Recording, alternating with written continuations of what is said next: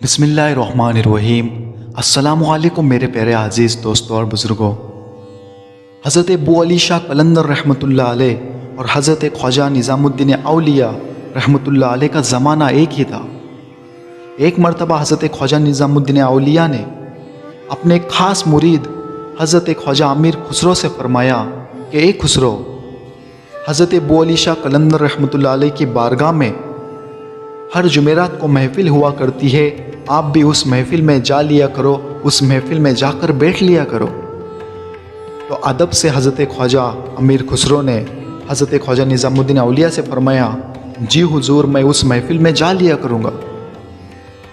تو حضرت خواجہ امیر خسرو اس محفل میں جا لیا کرتے تھے۔ ایک مرتبہ اس محفل میں حضرت ابو علی شاہ قلندر رحمۃ اللہ علیہ نے حضرت خواجہ امیر خسرو سے فرمایا کہ اے خسرو، ہم نے حضور صلی اللہ تعالیٰ علیہ وسلم کی بارگاہ اور ان کی محفل میں کبھی بھی آپ کے مرشد کو نہیں دیکھا، آپ کے شیخ کو نہیں دیکھا۔ اتنا سننا ہی تھا کہ حضرت خواجہ امیر خسرو کا دل ٹوٹ گیا، غم زدہ ہو گئے، مایوس ہو گئے، خاموش رہنے لگے اور ہمیشہ چپ چپ رہا کرتے تھے، کسی سے کچھ نہیں کہتے تھے، اور دل میں ایک دکھ تھا جس کا اظہار آپ نے کسی سے بھی نہیں کیا۔ لیکن آپ کے مرشد حضرت خواجہ نظام الدین اولیاء نے فرمایا کہ اے خسرو، خاموش خاموش کیوں رہتے ہو؟ کئی دنوں سے دیکھ رہا ہوں کہ آپ غمزدہ نظر آ رہے ہو، آپ کے دل میں کوئی بات ہے، بتا دیجئے۔ تو حضرت خواجہ امیر خسرو نے اپنے مرشد سے کہا کہ آپ کے حکم سے میں ہر جمعرات کی محفل کو حضرت ابو علی شاہ قلندر کی محفل میں جا کر بیٹھ لیا کرتا ہوں۔ ایک مرتبہ محفل میں حضرت ابو علی شاہ قلندر نے مجھ سے فرمایا کہ نبی پاک صلی اللہ تعالی وسلم کی محفل میں ہم آپ کے مرشد کو نہیں دیکھتے، آپ کے شیخ کو نہیں دیکھتے۔ یہ بات سننے کے بعد ہم غم زدہ ہو گئے۔ تو حضرت نظام الدین اولیاء مسکرا اٹھے اور کہا، اس میں کوئی کیا بری بات ہے؟ تو آپ انہیں جواب دینا چاہیے تھا۔ تو حضرت خواجہ امیر خسرو چپ رہے۔ تو حضرت خواجہ نظام الدین اولیاء نے فرمایا کہ اے خسرو، ابو علی قلندر سے کہہ دینا کہ مجھے مجلس محمدی میں نبی پاک صلی اللہ علیہ وسلم کی محفل میں پہنچا دو، میں وہاں جا کر اپنے مرشد کو تلاش کر لوں گا۔ اتنا سننے کے بعد حضرت خواجہ امیر خسرو کے دل کو تسلی ہو گئی۔ آپ اس محفل میں چلے گئے۔ محفل میں پہنچنے کے بعد خود ابو علی شاہ قلندر نے بات چھیڑ دی، اے خسرو، اپنے مرشد سے جواب نہیں لائے؟ تو خواجہ امیر خسرو نے جواب کہہ دیا کہ یا ابو علی شاہ قلندر، اگر نبی پاک صلی اللہ علیہ وسلم کی محفل میں میرے مرشد نہیں ہے تو مجھے وہاں پر پہنچا دو، میں اپنے مرشد کو ڈھونڈ لوں گا۔ اتنا سننے کے بعد حضرت ابو علی شاہ قلندر نے کہا، ٹھیک ہے، آنکھیں بند کر لو۔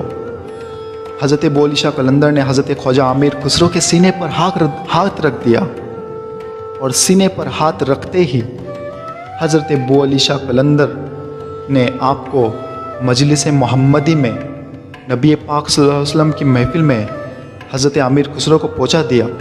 حضرت امیر خسرو دیکھ رہے ہیں کہ ایک اللہ کے ولیوں کی محفل لگی ہوئی ہے جس کے اندر بڑے بڑے اولیاء اکرام بیٹھے ہوئے ہیں۔ وہاں پر پہنچنے کے بعد حضرت امیر خسرو اپنے مرشد کو ڈھونڈ رہے ہیں مگر نہیں مل رہے۔ تو آپ دروازے پر کھڑے تھے، اتنے میں نبی پاک صلی اللہ تعالی وسلم کا دیدار ہوا۔ تو حضرت خواجہ امیر خسرو نے آپ کہا کہ حضور صلی اللہ علیہ وسلم، میں اپنے مرشد کو ڈھونڈ رہا ہوں، نہیں مل رہے۔ تو آپ صلی اللہ علیہ وسلم نے فرمایا کہ خسرو، اوپر کی منزل پر چلے جاؤ، وہاں پر آپ کے مرشد رہیں گے۔ اوپر کی منزل پر چلے جانے کے بعد وہاں پر بھی ڈھونڈ رہے تھے تو نہیں ملا۔ تو پھر نبی پاک صلی اللہ علیہ وسلم نے کہا کہ خسرو، کیا تلاش کر رہے ہو؟ تو خواجہ امیر خسرو نے فرمایا کہ اپنے مرشد کو تلاش کر رہا ہوں۔ پھر وہاں پر جانے کے بعد نہیں ملے تو نبی پاک صلی اللہ علیہ وسلم نے کہا کہ اور اوپر کی منزل پر چلے جاؤ۔ ایسا کرتے کرتے نبی پاک صلی اللہ علیہ وسلم نے 7 منزل تک پہنچا دیا، اور جس منزل پر پہنچتے تھے، پہلی منزل پر، تو وہاں پر پہلی منزل کے جو پہلے درجے کے اولیاء کرام تھے جن کا مقام بڑا تھا، وہ اولیاء کرام وہاں پر موجود تھے۔ دوسری منزل پر दूसरे दर्जे के औलिया कराम थे जिनके मकामात बुलंद थे, जिनके मकामात और जिनके दर्जात बुलंद थे, वैसे वैसे औलिया कराम उन्हीं मंजिलों के ऊपर बैठे हुए थे। तो हर मंजिल के ऊपर बड़ी बड़ी हस्तियाँ उनके रुतबे से और उनके दर्जे के एतबार से वहाँ पर मौजूद थी। उसके बाद 7वीं मंजिल पर पहुँचने के बाद भी ख्वाजा अमीर खुसरो अपने मुर्शद को तलाश कर रहे हैं, अपने शेख को तलाश कर रहे हैं, फिर भी नहीं मिल पा रहे। तो आप बहुत परेशान हो गए। तो नबी पाक सल्लल्लाहु अलैहि वसल्लम ने कहा कि क्या तलाश कर रहे हो? बोले अपनी मुर्शद को तलाश कर रहा हो, नहीं मिल पा रहे। इतने में नबी पाक सल्लल्लाहु अलैहि वसल्लम के कदमों में एक शख्स नज़र आए जो पर्दा ओढ़ कर बैठे हुए थे, पर्दा पोश थे। नबी पाक सल्लल्लाहु अलैहि वसल्लम ने कहा, कभी पीछे तो देख लिया करो। इतना कहना था कि उस शख्स ने पर्दा हटा दिया और पीछे देख लिया तो हज़रत ख्वाजा निज़ामुद्दीन औलिया महबूब इलाही मौजूद थे।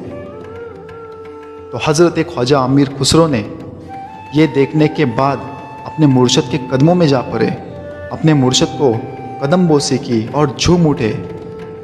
इतना देखना ही था कि हज़रत ख्वाजा निज़ामुद्दीन औलिया उनकी तरफ देख के मुस्कुरा गए।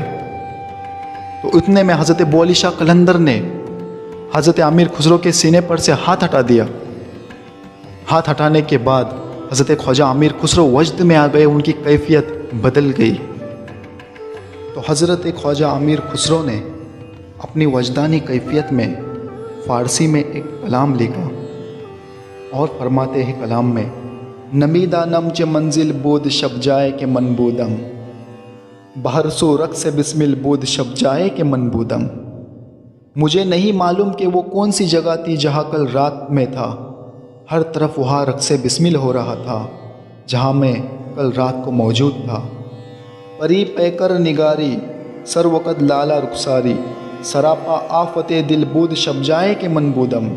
परी के जिस्म जैसा एक महबूब था, इसका कद सरों की तरह था और रुखसार लाले की तरह वो सराफा आफत दिल था कल रात को जहाँ मैं मौजूद था।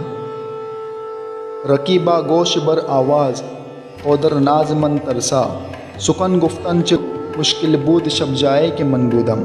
रकीब आवाज़ पर कान धरे हुए थे, वो नाज में था और मैं खौफ ज़दा था। वहाँ बात करना किसी कदर मुश्किल था कल रात जहाँ पर मैं मौजूद था।